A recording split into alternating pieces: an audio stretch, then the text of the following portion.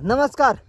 मी आज पण म्हणणार नाही तुम्हाला माझा व्हिडिओ तुम्ही पूर्ण बघा. तुम्हाला वेळ असला तर तुम्ही व्हिडिओ बघू शकता, नाहीतर तुम्ही स्किप करू शकता.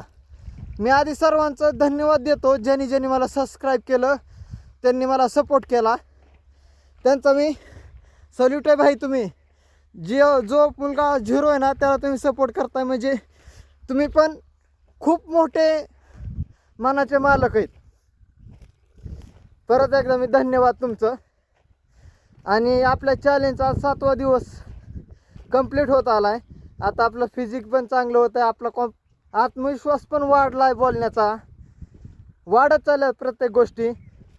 आणि आज मी शेतीतल्या तुम्हाला गोष्टी दाखवतो. माझ्या शेतीत मी शेती कसं करतो. मी जैविक शेती नाही करत, ऑर्गॅनिक शेती नाही करत. ऑर्गॅनिक शेती करायचं म्हणलं की त्याला आपल्यापाशी प्लॅटफॉर्म नाही आहे. आपण केली तरी आपल्याला काय उपयोग नाही आहे. आपल्याला प्लॅटफॉर्म बनवायचा आहे. त्यासाठी आपण आधुनिक शेती तर करू शकतो. त्यामुळे मी ही डुअल शेती म्हणजे आंतरपीक घ्यायचं मी निर्णय घेतला. मी केळीतच भुईमुग लावला आहे किंवा भुईमुगातच केळी लावणार आहे. माझ्या मागं भुईमुग दिसतो तुम्हाला. हा हे 1.5 महिन्याचा भुईमुग उगून आला एकदम भारी. आणि ह्याच्यामध्येच आपण आता केळी लावणार आहे.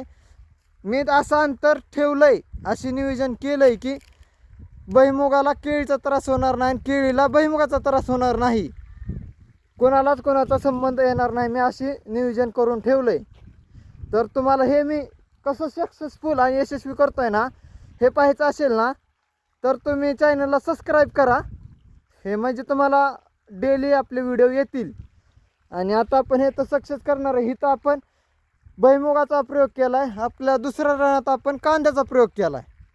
प्रत्येक प्रयोग मी तुम्हाला दाखवतो. प्रयोग केल्याशिवाय तर पर्याय नाही, काहीतरी केल्याशिवाय तर पर्याय नाही आपल्याला.